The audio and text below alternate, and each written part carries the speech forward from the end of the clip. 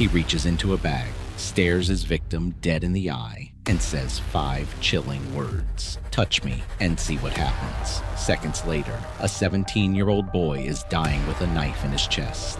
A confessed serial killer tells a judge he's sorry, but only when asked twice. And in Idaho, a killer's one fatal mistake sits beside a sleeping victim's bed for weeks before anyone even notices it. These are 3 true crime cases that shocked millions, each with real footage and a twist you'll never see coming. Subscribe if you love true crime, and let's begin. It is April 2nd, 2025, and rain pours down on a high school track meet in Frisco, Texas. Dozens of teenagers are crammed under pop-up tents waiting for the storm to pass. Under one of those tents sits 17-year-old Karmelo Anthony, a student from Centennial High School. The problem is, this tent does not belong to his school. It belongs to Frisco Memorial High School, and one of their athletes, 17-year-old Austin Metcalf, notices the stranger sitting under his team's shelter.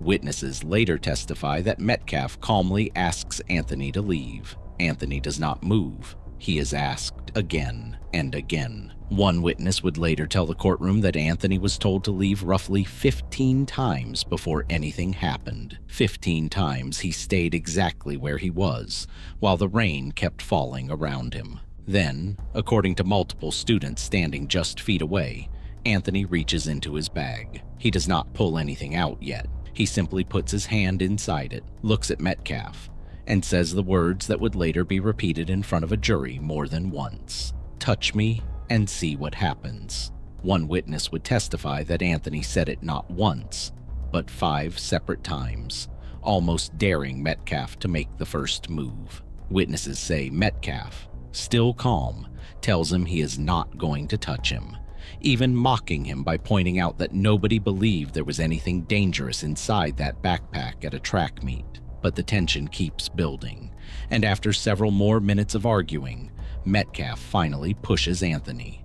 Some witnesses describing it as a 2-handed shove like a football lineman's block, others calling it a smaller single-handed push. In that instant, Anthony pulls a folding knife from the bag he had been threatening with the entire time and stabs Austin Metcalf once in the chest. The blade goes directly into his right ventricle. Metcalf staggers, clutching his chest, and tells the people around him to get help. A football coach rushes over and presses down on the wound, desperately trying to keep him alive until paramedics arrive. The head track coach would later tell the courtroom, through tears, that everybody around him was praying, and that he simply knew in that moment that Austin was already gone. Surveillance video later shows Anthony jogging away from the tent, through the stands, and onto the open track, as if he could simply run from what he had just done. A coach who reaches him on the field testifies that Anthony said only this: "He put his hands on me. I stabbed him." Austin Metcalf is rushed to the hospital, but he does not survive. He dies surrounded by classmates who watched him bleed out at what was supposed to be just another track meet. The case explodes online almost overnight, not just because of the brutality of it, but because Anthony is black and Metcalf was white, and within hours, the internet turns a teenage tragedy into a national argument about race and justice.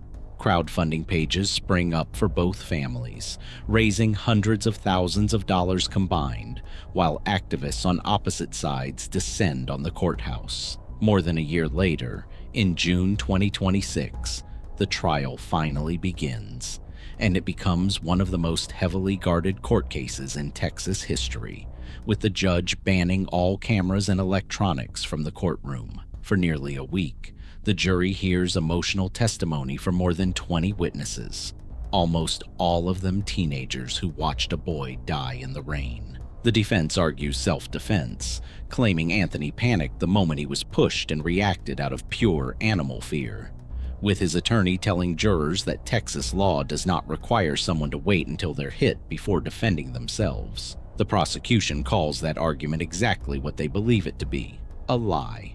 "You don't get to meet a shove with a stab," the lead prosecutor tells the jury, "especially if you provoke the shove." After just 3 hours of careful deliberation, the jury delivers its verdict: guilty of murder. Hours later, jurors reject the defense's final argument that Anthony acted out of sudden emotional passion, a decision that could have cut his prison time in half. Instead, Karmelo Anthony is sentenced to 35 years behind bars. As the verdict is read, the courtroom and the crowd outside erupt. Supporters on both sides clash in the parking lot, and police arrest at least 2 people amid the chaos, including a man caught in a screaming match with an Anthony supporter and a congressional candidate taken into custody for public intoxication. Both incidents captured live on camera. Weeks later, the court releases the surveillance footage to the public for the first time. Footage that instantly goes viral and reignites the entire debate all over again. One detail haunts people the most. In the arrest footage, an officer is heard saying, "This is the alleged suspect," and a voice off camera immediately replies, "I'm not alleged. I did it." Even after his conviction, Anthony files a notice of appeal just 1 day after sentencing, meaning this case, despite the verdict, may still be far from truly over. Now travel north to a quiet university town in Idaho, where a crime took place that terrified college students across the entire country. In the early morning hours of November 13th, 2022, 4 University of Idaho students are murdered inside their off-campus home on King Road in Moscow. Roommates Madison Mogen and Kaylee Goncalves, along with Zana Kernodle and her boyfriend Ethan Chapin, are stabbed to death while they sleep. 2 other roommates survive, one of them later telling police she saw a masked man with what she described as bushy eyebrows walking through the home in the middle of the night, close enough to look directly at her, before simply walking back out the door. For weeks, there is no name, no suspect, nothing but a terrified campus and a killer who seems to have vanished without a trace. But the killer made one mistake, a mistake that would unravel everything he thought he had gotten away with. Beside Madison Mogen's bed, investigators find a tan leather knife sheath left behind in the chaos. On the metal snap is a microscopic trace of male DNA, the kind of evidence so small it is invisible to the eye, deposited simply by someone's skin touching the surface. When that DNA does not match anyone in the National Criminal Database, investigators turn to a relatively new technique called investigative genetic genealogy, building a family tree from genetic fragments to hunt for a name. It works. The trail leads them 3,000 miles away to a 28-year-old criminology PhD student named Bryan Kohberger, studying at Washington State University, just minutes from the crime scene, a man who had spent years studying the exact kind of crime he is now accused of committing. To be certain before making an arrest, investigators fly to Kohberger's parents' home in Pennsylvania and secretly collect garbage from the curb outside, hoping to find a relative's DNA to compare against the crime scene sample. Inside that trash, they find an item containing his father's DNA, confirming the genetic link.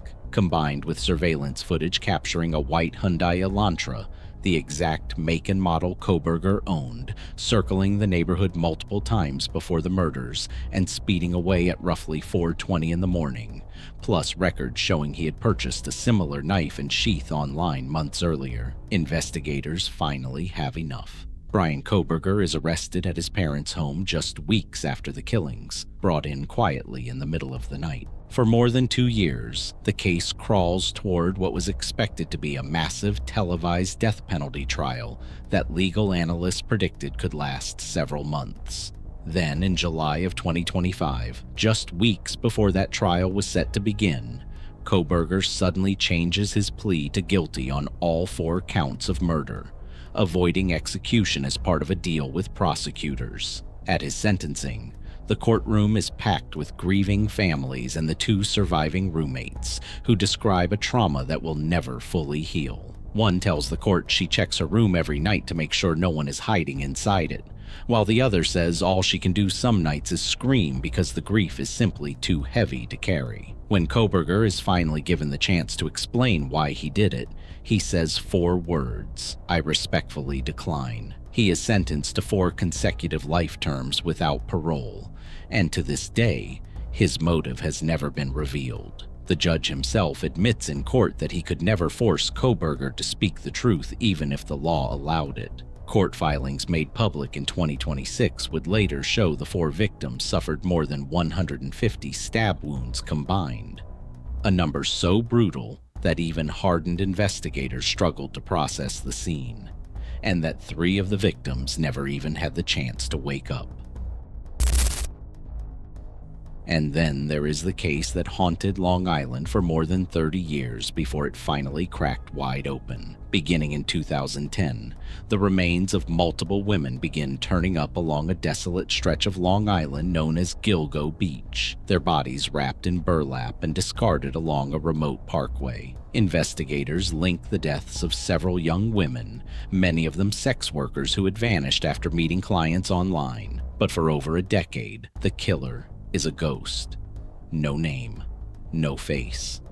Just cold cases that seem destined to stay that way forever, year after year, while a killer keeps living his normal life just miles away. The break comes in 2022, when investigators connect a distinctive pickup truck, spotted by a witness around the time one victim disappeared, to a quiet architect named Rex Heuermann, a married father of 2 living an ordinary suburban life an hour from Manhattan. Detectives discover his cell phone had contacted several victims right before they vanished, and his internet search history reveals an obsession with the very case investigators were trying to solve. They also uncover a string of burner phones, used for years to arrange meetings with victims while his real family had no idea any of it was happening. But suspicion alone is not enough. Investigators need physical proof, and to get it, they begin secretly following Heuermann through Manhattan without his knowledge. Then, on an ordinary day in January of 2023,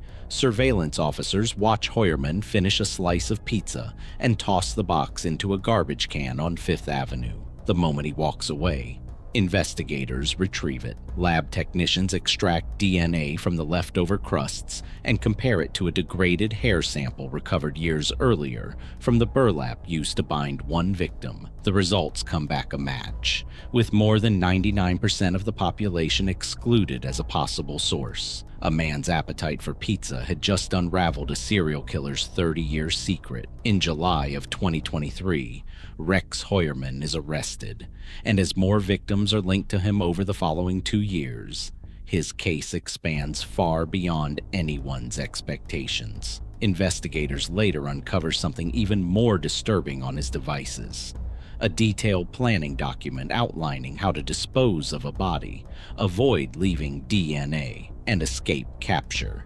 Evidence that suggests this was never one impulsive act, but a calculated method he had refined for decades. By April of 2026, Heuermann pleads guilty to murdering 7 women, and shockingly, admits in open court to killing an 8th victim he was never even charged with, a woman named Karen Vergata, whose remains had gone unidentified for decades until investigators finally matched her to him. Prosecutors say the killings span an almost unthinkable timeline, stretching back to 1993, meaning Heuermann may have been quietly murdering women for nearly the entire span of his adult life, while building a completely ordinary public reputation around him. At his sentencing in June, the victims' families finally face him after waiting more than 15 years for this moment. One cousin tells him she feels nothing but eviscerating hatred. A mother tells him what he has done is beyond what words can express. Another relative calls him a coward who hunted vulnerable women behind a mask, with no empathy and no soul, while a sister of one victim tells him directly that she hopes he finds a permanent spot in hell. When the judge asks if he is even a little bit sorry, Heuermann answers simply, "Yes, I am." The judge does not let him off easily, calling him a disgusting, despicable, and small man, before sentencing him to consecutive life terms without parole and ordering officers to remove him from the courtroom immediately. As Heuermann is led away in tight handcuffs, the families erupt into loud applause, some shouting a single word over and over: ogre. 3 different cases, 3 completely different killers. A teenager who set up a fatal confrontation with his own words before it ever happened, repeating a threat 5 separate times as if daring someone to test him. A criminology student who spent years studying how killers get caught, yet still left behind the one piece of evidence that would end his freedom forever, undone by his own father's garbage. And an architect who spent 3 decades hiding in plain sight, raising a family and running a respected business while quietly destroying lives behind their backs, undone in the end by something as ordinary as a half-eaten pizza box. If these 3 cases prove anything, it is that no matter how careful, how calculated, or how confident a killer believes they are, the truth always finds its way to the surface eventually, sometimes through DNA invisible to the naked eye, sometimes through a camera nobody even knew was rolling, and sometimes through nothing more than the killer's own words, spoken right before they pulled the trigger or drew the knife. Every single one of these men believed they would never be caught, and every single one of them was wrong. If this video kept you on the edge of your seat, make sure to subscribe, because there are far more cases just as shocking as these still waiting to be told.